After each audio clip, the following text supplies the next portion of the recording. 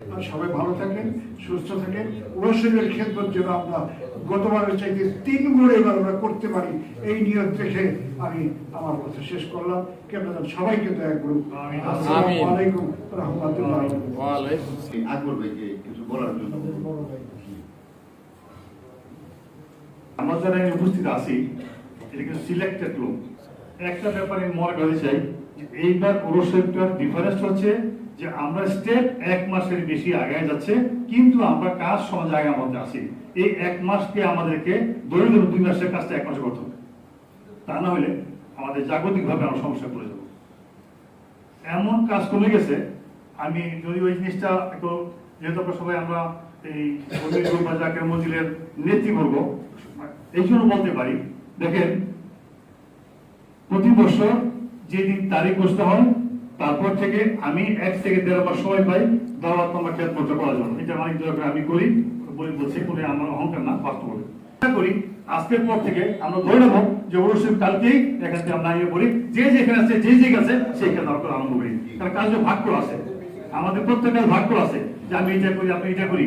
আমরা যদি কালকে নিয়ে করি যে অবশ্যই সামনে এসে গেছে, আমরা ঘরে বসে থাকবো না, প্রত্যেকে বেরিয়ে গেছি অবশ্যই জন্য সামনে।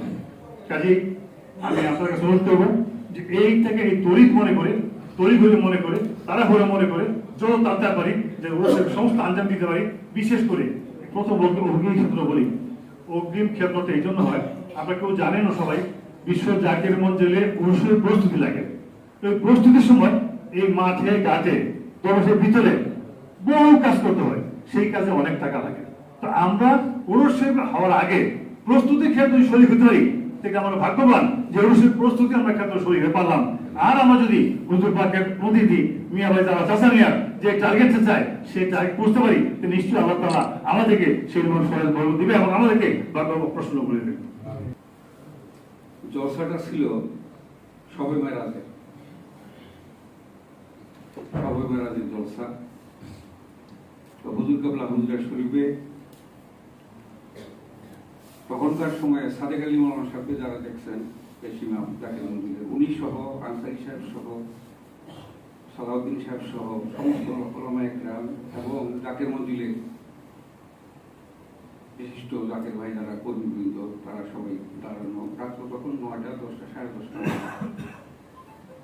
শবে মেরাজের কথা প্রসঙ্গে হুজুর কেবলা বলতে এক পর্যায়ে বলতেছেন যে বাবা, নবীজি যখন আরশে আজিমে গেলেন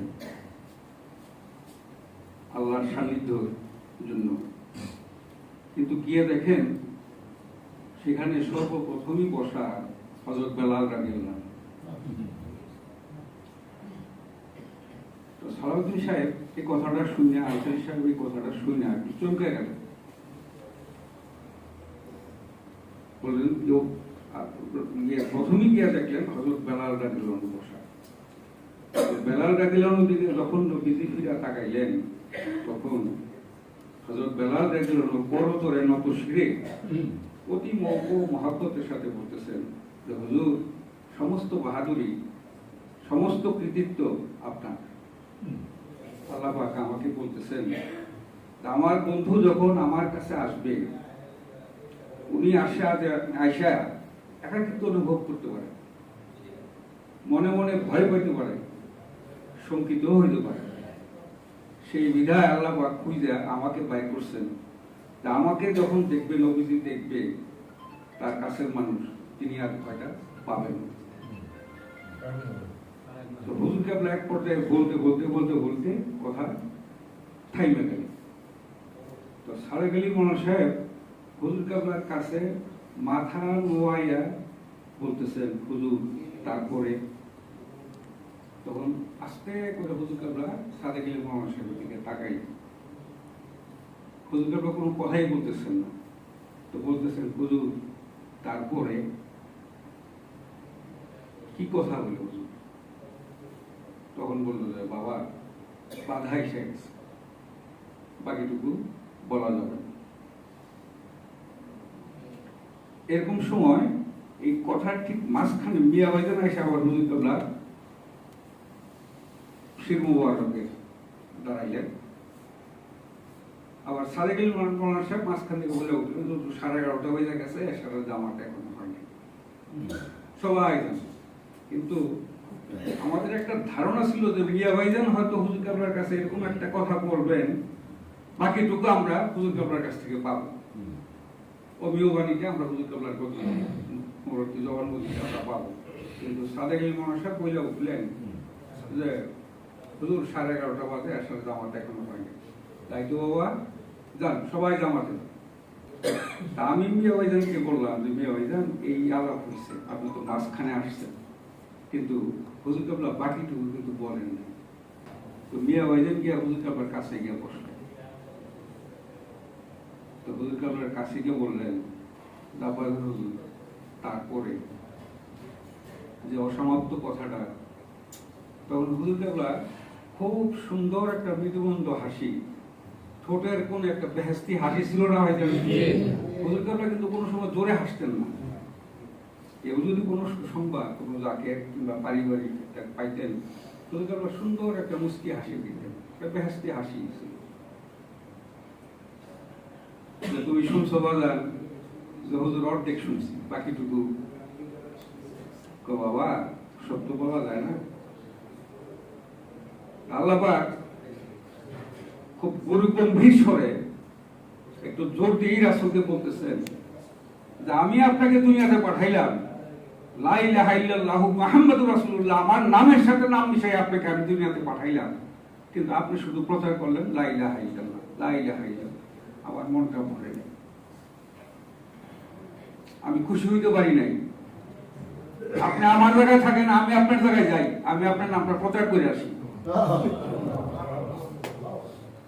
জানি না কোনো কিতাবে এখানে আলেম সমাজ আছেন, এই কথা পাইছেন কিনা, শুনছেন কিনা। এখানে বসা যে সমস্ত জাকের ভাইরা, এরকম এক সময় এখানে ছিল এলাহি ভাই, এক সময় ছিল রহমলি ভাই, এক সময় ছিল বিল্লাল সাহেব, এক সময় ছিল সিরাজ ভাই, সবাই তো চলে গেছে, আমরাও তো চলে যাব। যার জন্য হুজুর কেবলা না শোনার কথাটা আমি বললাম। এটা কত শোনা আমার ঠিক খেয়াল নাই। বৃহস্পতিবার রাত তখন 11টা 11:30 বাজে, বৃহস্পতিবার রাত্রে। তো হুজুর কেবলা ভিতরে আমার দেখেই একটু ডাক দিলেন। তো হুজুর কেবলার কাছে গেলাম, আমি আর হুজুর কেবলা, আদিল ভাই ভিতরে, হুজুর কেবলা। তো হুজুর কেবলা এই হাত মোবারক দিয়া মাথা মোবারকটা ইয়ে করতেছে, আর গুনগুনে একটা বলে টান দিতেছে। তো আমি হুজুর কেবলার দিকে তাকে বুঝতে পারছি যে হুজুর কেবলা অ্যাবসেন্ট মাইন্ডেড, যেটা শরীয়তের আমরা যেটা বুঝি দুনিয়াবি না তিনি। এক পর্যায়ে হুজুর কেবলা বলতেছে, একটা শ্রে হুজুর এইবার পুরুষ শরীরে এত হবে না, একটা টাকার অঙ্ক করলেন। আমি আর কোনো কথা বলতেছি না। হুজুর কেবল আবার কথাটা বললেন, আমি মাদ্রাসায় হাত দিছি, আমি হসপিটালে হাত দিছি, আমি জমি কেনায় হাত দিছি, বিভিন্ন কাজ আমার শত শত কোটি টাকার দরকার, এক লাখে এবার রসুম এত হবে না। তখন আস্তে করে বললাম যে মালিক যাবে। তখন হুজুরের তারা বললেন আচ্ছা দেখা যাক, শুয়ে থাকি। আমি তো হুজুরের সঙ্গেই থাকি যথারীতি, শুক্রবার, শনিবার, সোমবার, মঙ্গলবার, বুধবার পরিবেশা হইল, সাগর বিক্রি হইল, সমস্ত নজরানা গোছানো হইল, সমস্ত কিছু হওয়ার পরে দেখি ভাইজান 10 লক্ষ টাকা সব। তখন মিয়া ভাইজান যখন রাত্রে এসে আবার হিসাবটা দেখলেন, মিয়া ভাইজানের আঙ্গুল মোবারকটা আমি দেখছি আমার অভিজ্ঞতার জীবনে আকবর ভাইয়ের মতো বহুবার দেখছি, যেখানে হিসাবে কোনো গন্ডগোল কিংবা একটু বোঝামিল থাকে, ওনার আঙ্গুলটা এসে ওইখানে থাকে। এটা কি যে আজ পর্যন্ত শুনছেন, আমরা হুজুর কেবলার কাছে যত লোক গেছি সবাই তো কম বেশি মিথ্যা কথা কই, কম বেশি গুনার কাজ করি। কেউ তো আর ফেরেস্তা যায় নাই হুজুরের কাছে, গেছে ম্যাক্সিমাম খারাপ লোকই গেছে। তো কেবলা দান হুজুরের কাছে যাওয়ার পরে হুজুর কেবলা কোনোদিন কোনো একটা লোককে বলছে যে তুমি আমার দরবার থেকে বাইরে যাও, বলছে? বলে নাই, কিন্তু হুজুর কি করছেন, এর সমস্ত অপরাধ সমস্ত পাপ গোপন কইরা ছেলে হিসাবে গ্রহণ করে দিয়েছেন, ঠিক কিনা? এই জন্য সুলতানুল আউলিয়া মহানী খাজা বাবা ফরিদপুরি, এই কারণে। তো ভাইজান যাই হোক, এখন আপনাদের সামনে কিছু বলবেন তাতে আমি আর হুকুমে আর একলাস ভাই জানি না আর কয়দিন পাবো। আজকে এই কারণে আমি কাঁদছি, আমার চোখ দিয়ে পানি বেরিয়েছে এই কারণে, হয়তো জীবনের শেষ প্রান্তি লগ্নে চলে আসছি, হয়তো আকবর ভাই, একলাস ভাই, আতিক ভাই, শাহ আলম ভাই, ইলিয়াস ভাই, পিন্টু ভাই, আহাদ ভাই, রহিম ভাই, ইঞ্জিনিয়ার সাহেব, হাবিব ভাই, আবুল ভাই, বাইজি, শামীম, আমাদের গিয়াস ভাই, আমাকে আনিস ভাই, জাহাঙ্গীর ভাই, হক ভাই, এই কাসার, খোকন ভাই, সবাই জানি না, হয়তো এটাই জীবনের শেষ সরাসরি কারদারি হবে, হয়তো প্রস্তুতি খেদমত করার আগেও চলে যেতে পারি, হয়তো তাকে আর হারাই বলা যায় না, কে থাকবো না জানি না। তো ভাইজান, আমার সমস্ত ভুল ত্রুটি আমি আপনাদের কাছে করজোরে ক্ষমতায়, আমি যদি কারোর সঙ্গে যেন বাইরে থাকি, বেয়াদবি যেন না করি, আপনারা আমার জন্য দোয়া করে। তো একলাস ভাই এখন খাজা বাবার বাণী, এখন আজকে আমাদের নিজস্ব কোনো কথা থাকবে না, সব খাজা ফরিদপুরের কথা, সব মিয়া ভাইজানের কথা, সব চাচাদার মজুদ্দিন সাহেবের কথা, এর বাইরে যেন কেন আমরা কিছু না বলি। একলাস ভাইকে দিলাম।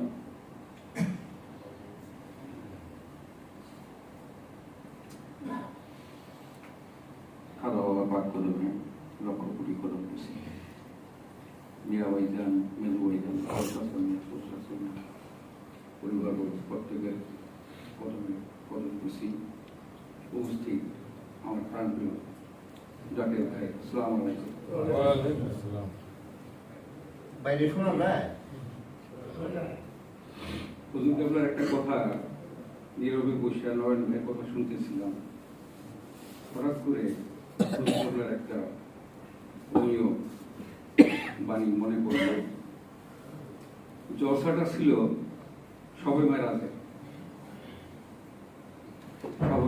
জলসা। তো হুজুর কেবলা হুজুরের শরীফে তখনকার সময়ে সাদেক আলী মাওলানা সাহেবকে যারা দেখছেন, পেশিমাম জাকির মন্দিরের, উনি সহ, আনসারী সাহেব সহ, সালাউদ্দিন সাহেব সহ সমস্ত ওলামা একরাম এবং জাকির মন্দিরের বিশিষ্ট জাকির ভাই যারা কর্মীবৃন্দ, তারা সবাই দাঁড়ানো। রাত্র তখন 9টা, 10টা, 10:30। শবে মেরাজের কথা প্রসঙ্গে হুজুর কেবলা বলতে বলতে এক পর্যায়ে বলতেছেন, মোবাইলটা রাখেন, এক পর্যায়ে বলতেছেন যে বাবা, নবীজি যখন আরশে আজিমে গেলেন আল্লাহর সান্নিধ্যের জন্য, কিন্তু গিয়ে দেখেন সেখানে সর্বপ্রথমই বসা হযরত বেলাল রাদিয়াল্লাহু আনহু। তো সালাউদ্দিন সাহেব এই কথাটা শুনে, আনসারী সাহেব এই কথাটা শুনে আর কি চমকে গেলেন, বললেন প্রথমেই গিয়ে দেখলেন হযরত বেলাল রাদিয়াল্লাহু আনহু বসা। বেলাল রাদিয়াল্লাহু আনহু দিকে যখন নবীজি ফিরে তাকাইলেন, তখন হযরত বেলাল রাদিয়াল্লাহু আনহু পরতরে নত শিরে অতি মহব্বতের সাথে বলতেছেন যে হুজুর, সমস্ত বাহাদুরি, সমস্ত কৃতিত্ব আপনার। আল্লাহ পাক আমাকে বলতেছেন, আমার বন্ধু যখন আমার কাছে আসবে, উনি আয়সা একাকিত্ব অনুভব করতে পারে, মনে মনে ভয় পাইতে পারে, শঙ্কিত হইতে পারে। সেই বিধায় আল্লাহ পাক খুঁজে আমাকে বাইর করছেন, আমাকে যখন দেখবে, নবীজি দেখবে, তার কাছের মানুষ, তিনি আর ভয়টা পাবেন। তো হুজুর কেবলা এক পর্যায়ে বলতে কথা থাইমে গেল। তো সাদেক আলী মাওলানা সাহেব হুজুর কেবলার কাছে মাথা নোয়াইয়া বলতেছেন, হুজুর তারপরে। তখন আস্তে করে হুজুর কেবলা সাদেক আলী মাওলানা সাহেবের দিকে তাকাই, হুজুর কেবলা কোনো কথাই বলতেছেন না। তো বলতেছেন, হুজুর তারপরে কি কথা বলে হুজুর? তখন বলল যে বাবা, বাধা এসে গেছে, বাকিটুকু বলা যাবে না। এরকম সময় এই কথার ঠিক মাঝখানে মিয়া ভাইজান এসে আবার হুজুর কেবলা শির মুবারকে দাঁড়াইলেন। আবার সাদেকুল মৌলানা সাহেব মাঝখান থেকে বলে উঠলেন, 11:30 বাজে গেছে, এসারের জামাটা এখনো হয়নি। সবাই জানে, কিন্তু আমাদের একটা ধারণা ছিল যে মিয়া ভাইজান হয়তো হুজুর কেবলার কাছে এরকম একটা কথা বলবেন, বাকিটুকু আমরা হুজুর কেবলার কাছ থেকে পাবো। অমিয় বাণীতে আমরা হুজুর কেবলার মুরব্বী জবানবন্দিতে আমরা পাবো। কিন্তু সাদেকুল মৌলানা সাহেব বলে উঠলেন যে হুজুর 11:30 বাজে, এসারের জামাটা এখনো হয়নি। তাই তো বাবা যান, সবাই জামাতে। তো হুজুর কেবলা উঠলেন, উঠে হুজুরের শরীরে গিয়ে বসলেন। তা আমি মিয়া ভাইজানকে বললাম যে মিয়া ভাইজান এই আলাপ হয়েছে, আপনি তো মাঝখানে আসছেন, কিন্তু হুজুর কেবলা বাকিটুকু কিন্তু বলেন না। তো হুজুর কেবলা গিয়া জামা বরফ খুলতেছে, চকিটা যেখানে করে তোলা, বারবার পাঞ্জাবি আটকে যাইতেছে। তখন আমি গিয়া হুজুর কেবলা জামা বরফটা 2 হাতে ধরিয়া জামা বরফটা খুইলে রাস্তার কাছে রাখলাম। হুজুর কেবলা আমাকে বললেন, খুব পাখা টান, ফ্যানটা বন্ধ কর। হাত পাখা একটা, হাত পাখা দিয়ে হুজুর কেবলাকে বাতাস করতেছি, আস্তে আস্তে বাতাস কর। হাত পাখা দিয়ে বাতাস করতেছি। তো মিয়া ভাইজান গিয়া হুজুর কেবলার কাছে গিয়ে বসলেন। তো হুজুর কেবলার কাছে গিয়ে বললেন, হুজুর, তারপরে যে অসমাপ্ত কথাটা, তখন হুজুর কেবলা খুব সুন্দর একটা মৃদুমন্দ হাসি, ঠোঁটের কোন একটা বেহেস্তি হাসি ছিল না ভাইজান। হুজুর কেবলা কিন্তু কোনো সময় জোরে হাসতেন না। কেউ যদি কোনো সুসংবাদ, কোনো জাকের কিংবা পারিবারিক পাইতেন, হুজুর কেবলা সুন্দর একটা মুস্কি হাসি দিতেন, বেহেস্তি হাসি ছিল। তুমি শুনছো বাজার যে হুজুর অর্ধেক শুনছি, বাকিটুকু বাবা সত্য বলা যায় না। আল্লাহ পাক খুব গম্ভীর স্বরে একটু জোর দিয়ে রাসূলকে বলতেছেন যে আমি আপনাকে দুনিয়াতে পাঠাইলাম, লা ইলাহা ইল্লাল্লাহু মুহাম্মাদুর রাসূলুল্লাহ, আমার নামের সাথে নাম মিশিয়ে আপনাকে আমি দুনিয়াতে পাঠাইলাম, কিন্তু আপনি শুধু প্রচার করলেন লা ইলাহা ইল্লাল্লাহ, লা ইলাহা ইল্লাল্লাহ। আমার মনটা ভরে নাই, আমি খুশি হইতে পারি নাই। আপনি আমার জায়গায় থাকেন, আমি আপনার জায়গায় যাই, আমি আপনার নামটা প্রচার করে আসি। জানি না কোনো কিতাবে এখানে আলেম সমাজ আছেন, এই কথা পাইছেন কিনা, শুনছেন কিনা। এখানে বসা যে সমস্ত জাকের ভাইরা, এরকম এক সময় এখানে ছিল এলাহি ভাই, এক সময় ছিল রহমলি ভাই, এক সময় ছিল বিল্লাল সাহেব, এক সময় ছিল সিরাজ ভাই, সবাই তো চলে গেছে, আমরাও তো চলে যাবো। যার জন্য হুজুর কেবলা না শোনার কথাটা আমি বললাম। তো ভাইজান, একটা জিনিস মাঝে মাঝে প্রায় উকি দিত মনের ভিতরে, যে মুজাদ্দেদ সাহেব থেকে শুরু করে খাজা বাবা ফরিদপুর পর্যন্ত কেউ কিন্তু হজে যান নাই শরীয়ত।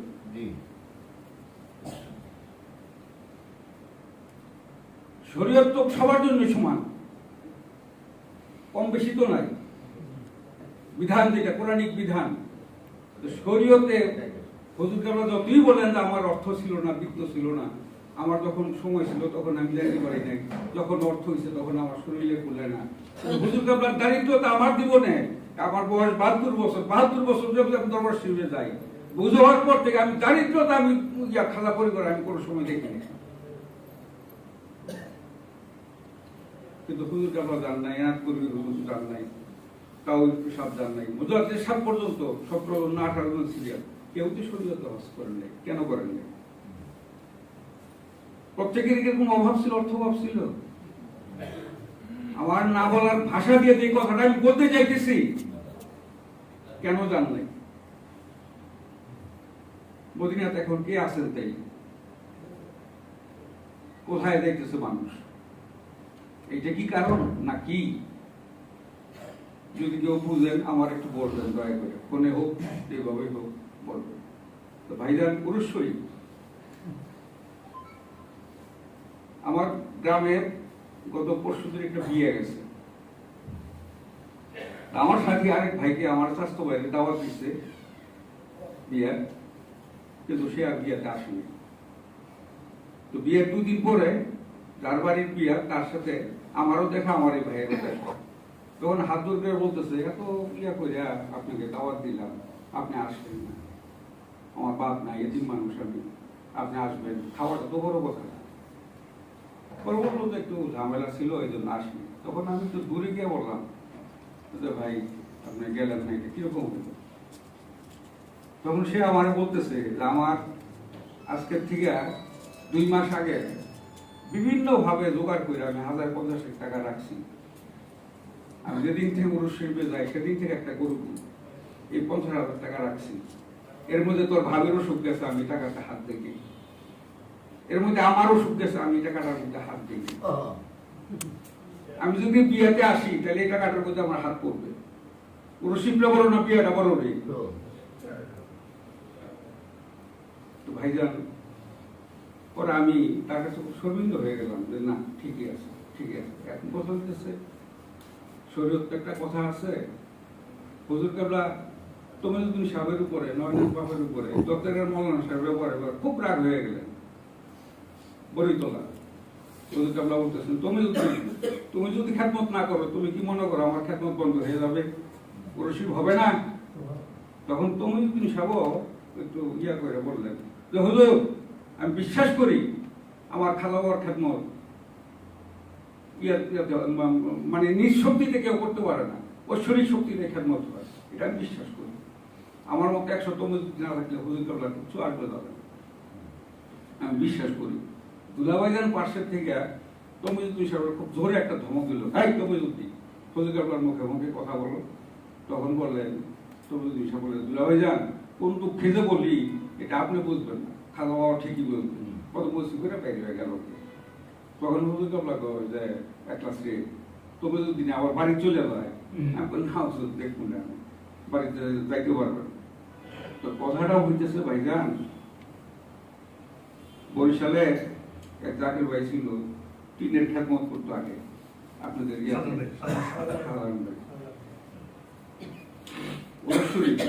গল্প শোনা আমার ঠিক খেয়াল নাই। বৃহস্পতিবার রাত্র তখন 11টা 11:30 বাজে, বৃহস্পতিবার রাত্রে। তো হুজুর কেবলা ভিতরে আমার দেখেই একটু ডাক দিলেন। তো হুজুর কেবলার কাছে গেলাম, আমি আর হুজুর কেবলা আদিল ভাই ভিতরে, হুজুর কেবলা। তো হুজুর কেবলা এই হাত মোবারক দিয়া মাথা মোবারকটা ইয়ে করতেছে আর গুনগুনে একটা বগলে টান দিতেছে। তো আমি হুজুর কেবলার দিকে তাকায় বুঝতে পারছি যে হুজুর কেবলা অ্যাবসেন্ট মাইন্ডেড, যেটা শরীয়তের আমরা যেটা বুঝি দুনিয়াবি না তিনি। এক পর্যায়ে হুজুর কেবলা বলতেছে, একটা শ্রে হুজুর এইবার পুরুষ শরীরে এত হবে না, একটা টাকার অঙ্ক করলেন। আমি আর কোনো কথা বলতেছি, হুজুর কেবল আবার কথাটা বললেন, আমি মাদ্রাসায় হাত দিছি, আমি হসপিটালে হাত দিছি, আমি জমি কেনায় হাত দিছি, বিভিন্ন কাজ আমার শত শত কোটি টাকার দরকার, এক লাখে এবার রসিব এত হবে না। তখন আস্তে করে বললাম যে মালিক যাবে। তখন হুজুর আবার তারা বললেন যে আচ্ছা দেখা যাবে, শুয়ে থাকি। আমি তো হুজুরের সঙ্গেই থাকি যথারীতি শুক্রবার, শনিবার, সোমবার, মঙ্গলবার, বুধবার গরু বেচা হইল, সাগর বিক্রি হইল, সমস্ত নজরানা গোছানো হইল, সমস্ত কিছু হওয়ার পরে দেখি ভাইজান 10 লক্ষ টাকা সব। তখন মিয়া ভাইজান যখন রাত্রে এসে আবার হিসাবটা দেখলেন, মিয়া ভাইজানের আঙ্গুল মোবারকটা আমি দেখছি আমার অভিজ্ঞতার জীবনে আকবর ভাইয়ের মতো বহুবার দেখছে, যেখানে হিসাবে কোনো গন্ডগোল কিংবা একটু গোজামিল থাকে ওনার আঙ্গুলটা এসে ওইখানে থাকে। বললাম যে মিয়া ভাইজান এই যে হিসাব, হুজুর কেবলা এই কথাটা বলছি, এখন তো দেখি 10 লক্ষ টাকা এখানে কম, আমার হিসাবে গন্ডগোল হইল। তখন মিয়া ভাইজান কেয়ারফুলি আবার রিভাইজ করে সমস্ত হিসাবটা দেখলেন,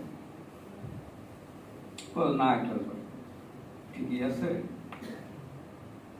তো এটা হুজুর কেবলা কেন বলছেন এটা আপনি জানেন আর হুজুর কেবলা জানেন। আমি টাকা পয়সা যা আছে সব নিয়ে গেলাম। তো মিয়া ভাইজান চলে গেলেন। তার ঘন্টাখানেক পরে হুজুর কেবলা হুজুরের সুবিধা আবার আসলেন। একলা কি করো? তোর মিয়া ভাইজান আসছিল, আমি হুজুর হিসাব টিসাব দেখছে, আমি হুজুর ঠিক আছে না সব? আমি হুজুর। তো হুজুর কেবলা বললেন যে কালকে সকালে লাভি বিদায় হবি। আমি হুজুর কেবলা যদি বলেন না, কালকার দিনটা থাইকে না। তখন হুজুর কেবলা আমাকে বলতেছেন যে একটা রে, তুই তো আইস বৃহস্পতিবারে পুরুষ শরীফের কিছু কর্মী তো আরো 2-4-5 দিন আগের থেকে আইসা পড়ছে, কিংবা তারও আগের থেকে আইসা পড়ছে। তো আমি চাইতেছি না পুরুষ শরীফের নজরানাটা দৈনন্দিন নজরানার সাথে মিশুক। আমার কাছে কিছু টাকা আছে, এই টাকাগুলি তুই আসার সময় গুইনা পয়সা দিয়া দাও আমার।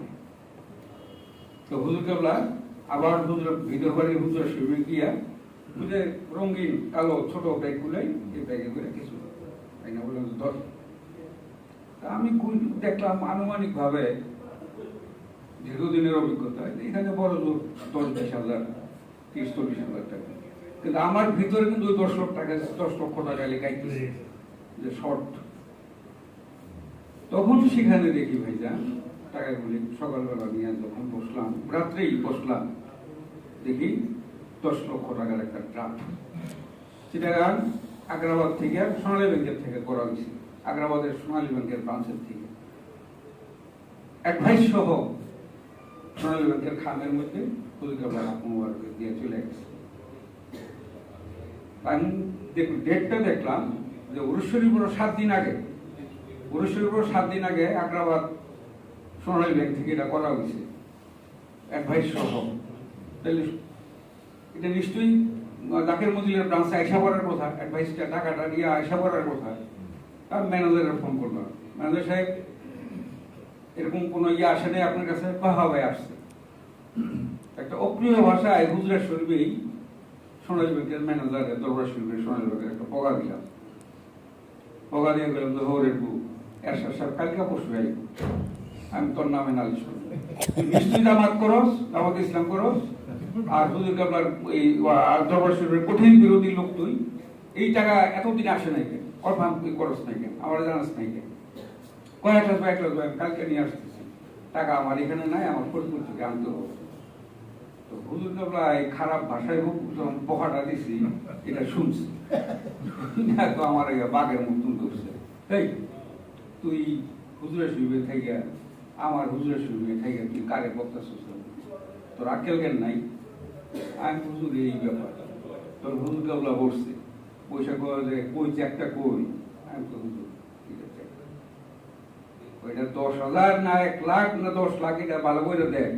আমি হুজুর যে ব্যাংক চেকের উপরে লেখা, ড্রাফের উপরে নট ওভার টাকা 10 লাখ লাল কালিটা লেখা থাকে না, তারা ড্রাফের ব্যবসা করেন।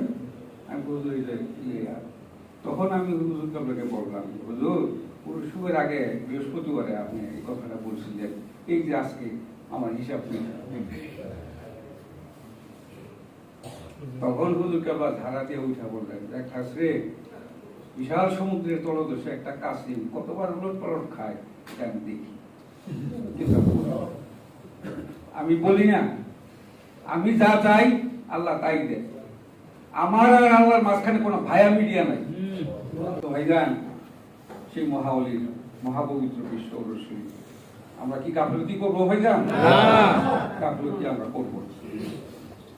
প্রাণ ভরে আপনাদের জন্য দোয়া করি, আপনাদের জন্য দোয়া করি, আপনার জন্য সবাই আসমান জমিন মেদিনী কাপায়া মহাপবিত্র বিশ্ব রসুলের খেদমত করতে পারে। আমার দোয়ার ভান্ডার শূন্য ভাইজান, কিন্তু তুই না অনেক হাজার ঘরে অনেক দেখছি, অনেকের চেয়ে বেশি দেখছি। এটা আমার অহংকার ভাইজান, এটা অহংকার না, এটা আমার অলংকার। দরবার শরীফ অনেকের চেয়ে বেশি তোমার আমি খাইছি, অনেক বেশি আরো বাতাস আমার গায়ে লাগছে ভাইজান। এটা আমার অহংকার না, এটা আমার অলংকার, ঠিক না ভাইজান? অলংকার বলাটা ঠিক হয় না, এটা আমার অলংকার। আমি এর বিনিময়ে যদি সামান্যতম দোয়ার ভান্ডার আমার পীরের কদমে জমা হয়ে থাকে, আমি সবার জন্য দোয়া করি। আব্বা একবার ওনার পুরো টিম নিয়ে দরবার শরীফ থেকে বাইরে গেছে গেছে এর ওরস শরীফের দ্বিতীয় দিন ওরস শরীফ সাইডে গেছে, আপনি ওরস করতাম না, এক কেড়ে গেছে। তাও 10-12 জন একটা ভাই গেছে গা। এখন 10-15 দিনের উপরে বোধহয় গেছে, আসে না। ও আসে না। এখন হুজুর যে, আমি তো দরবারে রয়েছি, পোলাপার মানুষ, বাড়ির ভিতরে যাই আসি, তো আম্মা জানের হুজুর কেবলার সঙ্গে কথাবার্তা সব শুনি। এখন আম্মা জানলে হুজুর কয় যে তুমি গেল গা, তেমন ও নয়ন কিছু জানেনি, দিকে আছে। আম্মা জানলে দেয় দিকে গেছি, আম্মা জান একটা ডালিম ফাড়া, একটা ডালিম আগে দিছে, এটা দর। তো আমি তো খুব খুশি, ডালিম দিছে, আম্মা জান দৌড় মারছি, দৌড় খেয়ে দিয়ে তাইছি, কয়েকটা বাপ করি। আমি তো হুজুরের সাথে কি জানি হয়েছে, গোসা করে গেছে গা, আর আইব না, আমারে নিচে না। আমি ছোট তো, আমারে নিচে না। ওই দেখ তো কোনো সংবাদ পাইলে আমার জানাই। তো তখন বুঝতেছি যে হুজুর কতটা টেনশনের মধ্যে আছে। প্রায় 15 দিন, প্রায় আমার একজাক্ট মনে নাই, হয় 14, 13, 12, 15 এরকম আইসে। তা আইসা ওই মোজাম্মেল ভাইয়ের ওইখানে একটা পুষ্করী আছে না ভাইজি, ওই পুষ্করীর পাড়ে বই রয়েছে, আর ঢুকে না, হুজুরের সামনে আসে না। তা হুজুরের কাছে সিরাজ ভাই তো আসিল, কোনটা আমার সিরাজ ভাই, এই খবর ভাই এগিয়ে কইছে, হুজুর তুমি যদি চাইছো, তাই নাকি ডাকতো। তো হুজুর ভিতরে গেছে গা। তখন ওই টিনের হুজুর শরীফ, এইটা এখন যে দক্ষিণ হুজুর শরীফ, এইটা টিনের হেডকোয়ার্টার নাম আছে, একটা উষা বিটের পর হেডকোয়ার্টার। এই হেডকোয়ার্টার পিছন দিয়া আসছিল পাঠশালা। এটা অনেকেই যারা বেশি পুরান হারা কই পারবেন, এখন যে বাড়িটা যত মেয়ে মিটিং করে না, এটা হলো পাঠশালা। বড় বড় দেখছি তরকারি পাক হইতো, এটা ওই যে গ্যাস ভাই কই পারবে, এখন ভাই তো জানে।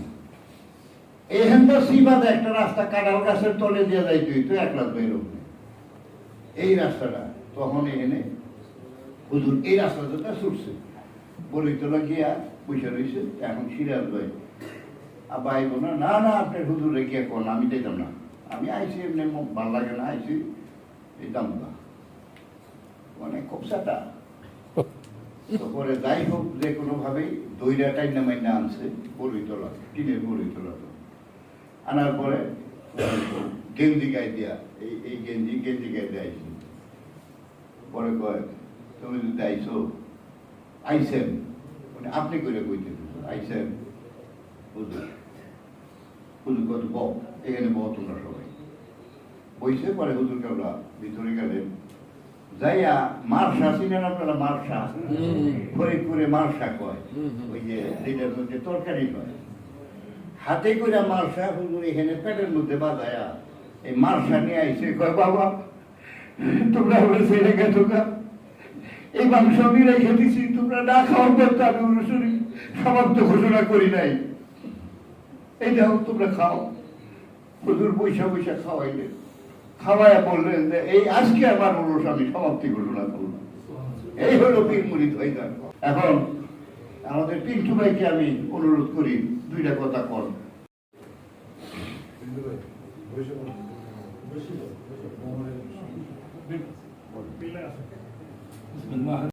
আমাকে একবার পুরুষ শরীফের আগে আমাদের রশিদ মিনার সাহেব এবং খান ভাই দুজনে ঢাকা থেকে আবার ঢাকায় নিয়ে গেলেন। আমি গেলাম, যাওয়ার পরে হুজুর বাগের সামনে নিয়ে গেলেন। হুজুর বাগ আমার হুকুম দিলেন যে বাবা পুরুষ শরীফে খেদমত করতে হবে, তুমি মৌলভীবাজারে থেকে ক্যাম্প করবো। কারণ মৌলভীবাজারে ক্যাম্প করবো হুকুম দিলেন আমার হুজুর পাক নিয়ে দিয়ে, কিন্তু একটা জাকের নেই, কোনো জাকের মৌলভীবাজারে নাই। আমি তো হুজুর পাকের হুকুম মাথায় নিয়ে রওনা হয়ে গেলাম, আসলাম ঢাকায়। আইসা তারপরে 2 দিন পরে রওনা হয়ে গেলাম, মৌলভীবাজারে গেলাম। যাওয়ার পর একটা ছেলে, আমি কিছু পোস্টার নিয়ে গেছি, আমাদের পোস্টার যে লাগামু মানে এক লোক কোথায়, পোস্টারটা আমাদের গানটা দিবে লাগে এই ধরনের লোক নাই। একটা বাচ্চা ছেলে পাইলাম, বয়স 16 বছর হবে, 16 বা 17 এরকম। সে বললো, দৌড়ে এসে বললো যে কাকা আমি কিন্তু দরবারে গেছি। তুমি কেমনি গেছো? আমি আমার বাবার সাথে গেছি। তার বাড়ির লোক কুমিল্লা, ওখানে সে একটা রেস্টুরেন্টে চাকরি করে, হোটেলে চাকরি করে। তো আমি বললাম তাহলে তুমি আমার ইয়ে করো, বা আমি আসি আপনার সাথে, থাকুন, আমি কোনো অসুবিধা নেই, আমি আমার ইয়ে করবো। তা আমি বললাম যে তারে নিয়ে আমার ওই গাড়ির ছাদের উপরে উঠি, ও লাগিয়ে দেয় গান, আমি পোস্টার লাগাই, এইভাবে করে সারা জেলাতে লাগে। পোস্টার একদম কুলাউড়া, একদম মজাতে কুলাউড়া, আবার এই যে শেরপুর, শ্রীমঙ্গল সব জায়গায় লাগাইছে পোস্টার। লাগাই থেকে আসছি, এখন আয়সা চিন্তা করতেছি যে ক্যাম্প করবো কিসের, কে ক্যাম্পে আসবে, রুতো নাই। আবার সিলেটের মানুষ একটু বেড়াইলেও আছে, এমনি শুধু মানে পীরের প্রতি ভক্ত আছে, মানে পীর মুর্শিদি তারা খুব পছন্দ করে, আবার বাইরের তা করে না, মানে তাদের লোকাল কিছু ইয়ে আছে এগুলি করে, যেমন মনে করেন হয়তো শাহজাহান সাহেবের করে শামসুর সাহেবের করে, তারপরে শাহফরান সাহেবের করে, মানে এগুলি করে, কিন্তু এই যে বাইরের এগুলি তারা খুব একটা পছন্দ করে না। অনেক চিন্তার ভিতরে বললাম যে কি করি, যাই হোক তারপরে বললাম যে আমি একটা ক্যাম্প করলাম। ক্যাম্পটা খুব সুন্দরভাবে ডেকোরেটর নিয়ে খুব সুন্দরভাবে ক্যাম্পটা সাজাইলাম। তো লাইটিং টাইটিং করছি, সাজাইছি। তো মনে মনে আমার চিন্তা ভাবনা হলো এইটা ক্যাম্পটা করি, হুজুরবাবু কমিশন ক্যাম্প করতে ক্যাম্প করি, 2টা গরু তো আমি দিই, আবার তো 2টা গরু ইয়ে করতে পারো, এখানে কিনবো কিনেই 2 গরু রয়েছে, এই ধরনের মানে চিন্তা ভাবনা। যাই হোক আমার গোষ্ঠীটা বড়, আমার বাড়িতে বোধ হয় কেউ গেছেন মনে হয়, আমার গোষ্ঠীটা খুব বড়। তা আমার অনেক চাচাতো ভাই আছে, আবার অনেক আত্মীয় স্বজন আছে বেশ বড় গোষ্ঠী হিসাবে। তারা দেখলো যে আমি একটু এই ধরনের কাজ করতেছি, দেখা কয় যে ঠিক আছে আমরা সেটা গরু আমরা ব্যবস্থা করে দেব। যাই হোক তারা কিছু গরুর ব্যবস্থা করলো, আমারে টোটাল তারা দিল 5টা না 6টা গরু তারা দিল, আমি কিনলাম 2টা, হয়ে গেল মোটামুটি একটা ক্যাম্প সাজানোর মতো পজিশন হয়েছে। কিন্তু গরু যে রাখবো, কে রাখবে, এটা গরু রাখালো আমি, গরু রাখো আবার বাঁধতেও আমি, অন্য কোনো লোক তো আসে না, বুঝছেন। যাই হোক আমি একদিন সকালবেলা গরু বাইর কইরা গরুগুলা ধোয়াইতেছি এবং গরুগুলা খাওয়াইতেছি। এক ভদ্রলোক আসছে, ওনারে আমি মানে ছোটবেলা দেখছি, কিন্তু উনারে পুরোপুরি মানে স্মরণে আমি চিনতেও পারি না, উনি আমার চিনতে চান। তা আমার পাশে এসে উনি বলতেছে সিলেটি ভাষায়, বা ইটা কিতার বা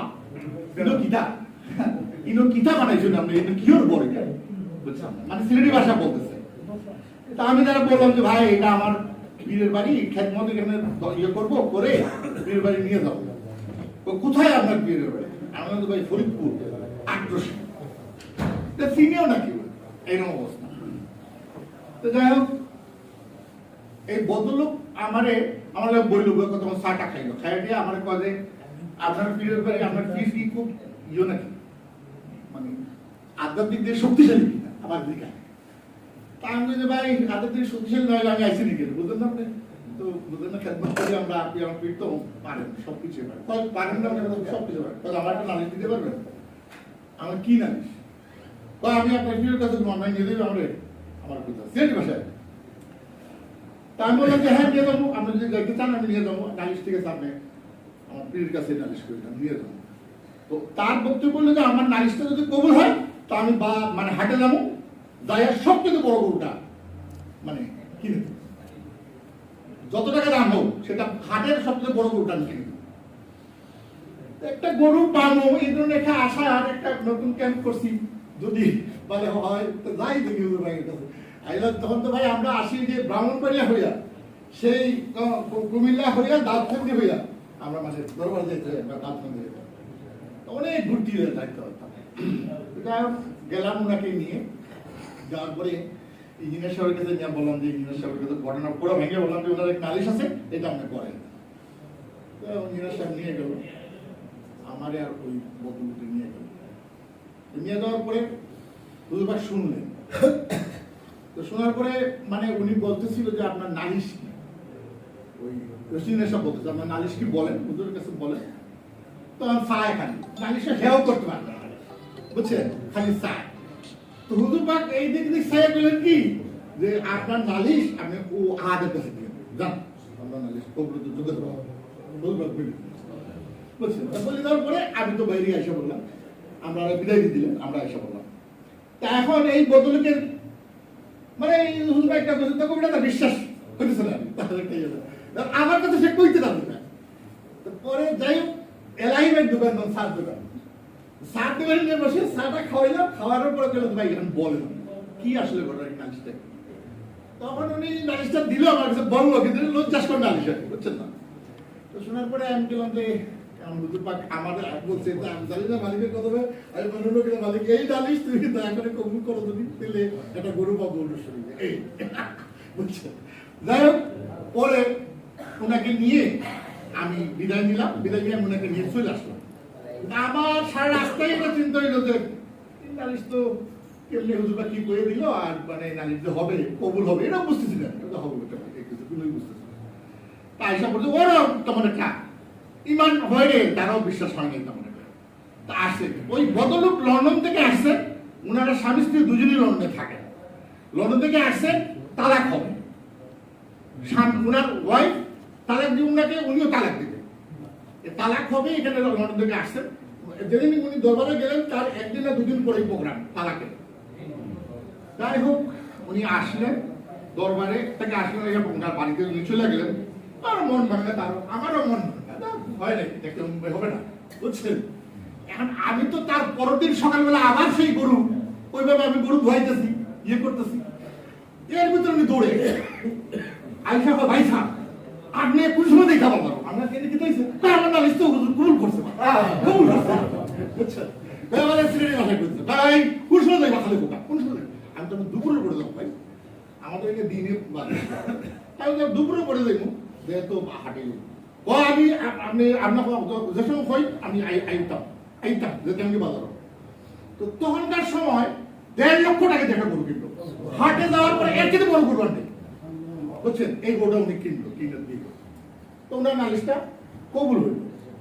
তা এখন কথাটা বলতেছি এই কারণে যে হুজুর পারে না কি জিনিস আছে, কি এমন কিছু পারে না, আমার ক্যামেরার মধ্যে সবই পারে। এই একটা লোক নাই, সেখান থেকে আমি 13টা গরু আনছিলাম ওই বছর, ওই ক্যাম্প শুধু করছিলাম, কাজে আর কিছু না, 13টা গরু আসছে। এবং ওই যে পরবর্তীতে কিন্তু আমি এই যে গরু আমার হইলো আরো 3-4টা গরু বাড়লো, এই যে মানুষ শুনছে এই লোকের নালিশ কবুল হয়েছে, তারপরে মানুষ আমার এমনি একটা গরু দিয়ে গেছে, নিয়ত করে দেবে, বুঝছে, নিয়ত করে এমনি গরু দিয়ে গেছে, সবাই নালিশ কবুল হয়েছে, শুধু কবুল করছে। আসল ব্যাপার হচ্ছে যে আমরা যদি নিয়ত ভালোভাবে করতে পারি, আর কাবাজানের কথা যদি আমরা খেদমত করার যদি চেষ্টা করি, তাহলে হুজুর পাক দয়া করেন। আমি যদি বসে থাকতাম যে না আমার তো কেউ নাই এখানে, আমি হুজুর পাক বলতেন কি করবো, তাহলে হইতো না। হুজুর পাক হুকুম দিচ্ছেন, আমি সেই হুকুম মানছি বিদায়, হুজুর পাক কিন্তু একটা খেলা দেখাই দিচ্ছে। 13টা গরু নিয়ে আমি আসলাম, আসার পরে যখন হুজুর পাকের প্রথমে নালিশ গেল, ইঞ্জিনিয়ার সাহেব আর খান সাহেব নালিশ দিলে, হুজুর পাক একটা মুস্কি আসে, বুঝছেন, যে বললেন যে বাবা এটা তোমার দাদা হুজুর তোমার।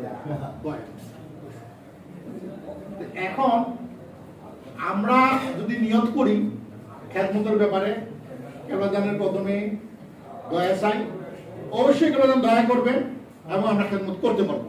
খেদমত এমন একটা জিনিস, খেদমতের শুধু উরুস শরীফের খেদমত করবো এই নিয়ত করে আপনার যে কোনো নালিশ করেন না, দেখেন কবুল হয় কিনা। এনায়তপুর থেকে জীবনের শেষ উরুস শরীফ করে আসলেন আমাদেরকে নিয়ে। পরের দিন যখন সাক্ষাৎ দেন হুইলচেয়ারে, কিন্তু তখন কথা তেমন একটা বলেন না। 3 নম্বর হুজরা শরীফ থেকে যখন বাইরে হুইলচেয়ার আজমির ছেড়তে আসে, কাবুল হুজুর কেবলা ডান পাশে, আমি বাম পাশে, পশ্চিম দিকে যাইতে আসি বারান্দা দিয়ে। মাঝামাঝি আসতে হঠাৎ কথা বলবো যে আল্লাহ পাক দয়া করে তা আমার পীরের উসিলায় তার সমস্ত সৃষ্টি জগৎটাকে আমাকে ছায়া করাই নিয়ে আসে, কোনো কিছু দেখাইতে আর বাকি রাখেন না। এইটুকু বললে হুজুর চুপ করলেন। আজমির আবার হুইল চেয়ার চালাইতে হবে, বোধহয় 2 কদম গেছে, আবার কথা বলে উঠলেন যে আল্লাহ পাক দয়া করে তার সমস্ত সৃষ্টি জগৎটাকে আমার এই বাম হাতের মুঠোর মধ্যে দিয়ে দিয়েছে, আমি উল্টালে উল্টাবো, পল্টালে পল্টাবো, আমার যা খুশি আমি তাই করব। হুজুর কেবলাজান বলছেন যে আলমে আরওয়ার জগতে অর্থাৎ রূহের জগতে থাকতে আমি এখানে কারা আসবে কিয়ামত পর্যন্ত, তাদের নাম, বাপের নাম, মায়ের নাম, সাকিন সহ, এবং এই দপ্তরে এসে কোন সেক্টরে গোলামি করবে সমস্ত কিছু রেজিস্ট্রি খাতায় এন্ট্রি করে থুয়ে তারপর আমি এখানে সমাপনী বক্তব্য।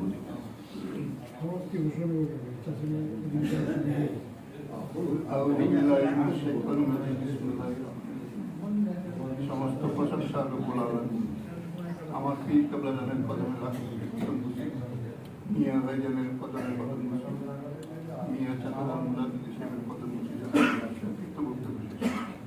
সময় শেষ। আমরা যার আশায় যাকে দেখার জন্য এখন অপেক্ষা করতেছি তিনি কিছুক্ষণের মধ্যে আসবেন। আমি শুধু এখানে অনেক কথা বেশি শরীফের এইবার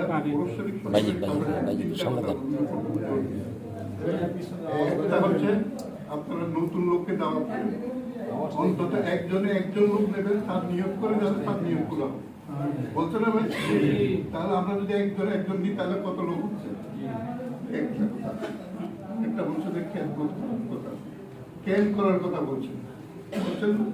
আমরা ইদানিং কিন্তু ক্যাম্প করা ভুলে গেছিলাম, অনেক জায়গায় যত কম পারা যায় এইভাবে। কিন্তু ক্যাম্পের যে একটা প্রচার চাচা যান এবার অনেক জোর দিচ্ছে ক্যাম্প করার জন্য। আমি আপনাদের অনুরোধ করবো চাচা যাদের সেই কথাটা আপনারা পালন করে চেষ্টা করবেন, তাহলে অবশ্যই ক্যাম্প করলে ক্যাম্প পারবে। লোক বাড়লে ক্যাম্প দরকার না। আমার বাড়িতে মেহমান আসবে, তার ক্যাম্প আমদাম দিতে হবে। আমার বিশ্বজাগের মন্দির আমাদের বাড়ি না ভাই, তাহলে আমাদের বাড়িতে মেহমান আসবে, আমি মেহমান নিয়ে যাবো, তাদের ক্যাম্প করতে হবে না অবশ্যই। সেই কথাটা মনে রেখে আমার পীর কেবলা জানের কথা মুছিলা করে আপনারা নিয়োগ করেন। নিয়োগ যত ক্যাম্পকে নিয়োগ করবেন, যে নিয়োগ করবেন আপনাদের নিয়োগ আমার পীর কেবলা জানের উচিলে আল্লাহ রাব্বুল আলামিন পূরণ করে দেবেন। আমিন আমিন। আমি এই কথা বেশি বলবো না। আমি একে চাচা যান দায়িত্ব দিচ্ছে বলে আমি আজকে এখানে বসি, নাহলে এখানে বসার আমার কোনো দায়িত্ব যোগ্যতাই নেই। শুধু হুকুম চালু করার জন্য বসছি। আপনারা আমার জন্য দোয়া করবেন, আমি যেন আমার দায়িত্বটুকু সঠিকভাবে পালন করতে পারি। আমিন আমিন। আমি আপনাদের কাছে সেই দোয়া চাই, আপনাদের সহযোগিতা চাই। এবং এই ওরস শরীফ বিশেষভাবে 25তম ওরস শরীফ আমার কেবলা জান 25তম ওরস শরীফ চাচা যান বলছেন যে এটা খেয়াল রাখতে হবে। এই ওরস শরীফের গুরুত্ব অনেক অপরিসীম, আমরা ধারণা করতে পারছি। আমার ভাই বলছেন, হুজুর কেবলা বলছেন ক্যাম্প করার জন্য লোক না একজন ক্যাম্প করতে, সেখানে 13টা গরু হয়েছে বলছেন না ভাই? তাহলে এখনো চাচা যান যে ক্যাম্প করার কথা বলছে, নিশ্চয়ই তার মধ্যে কোনো রহস্য আছে। আমার জীবনে আমি দেখছি ক্যাম্প করলে ওখানে বলে যে কি কোথায় অনেক নন জাগের রয়েছে ওখানে ক্যাম্প দিয়ে দেয়, নন জাগের দাওয়াত দেওয়া। সেই জন্য ক্যাম্পটা যেন এটা ভুল না হয়। প্রথম হচ্ছে দাওয়াত দেবেন, দ্বিতীয় হচ্ছে ক্যাম্প করবেন। আর ক্যাম্প করে ওরস শরীফের খেদমতের জন্য, ওরস শরীফের খেদমত আমার জন্য করতেছি, দরবার জন্য নয়। আমি খেদমত করবো আমার জন্য, আমি কি উপকার পাবো সেই জন্য করছি। আমরা যারা আছি এখানে সবাই পুরানো কর্মী, আমার চেয়ে অনেক সিনিয়র কর্মীরা এখানে আছে। আমরা হুজুর কেবলার দরবারে খেদমত করে কেউ বিফল হয়েছে এমন নজির নাই, সবাই তাদের ইয়ে পেয়েছে। আমিও আপনাদের কাছে অনুরোধ করবো হুজুর কেবলার দরবারে কদম মুবারক উসিলা করে চাচা জানের হুকুম মাথায় রেখে খেদমত করার নিয়ত করেন। যে যেই খেদমত করবেন তার ফল আপনারা অবশ্যই পেয়ে যাবেন। আমিন আমিন।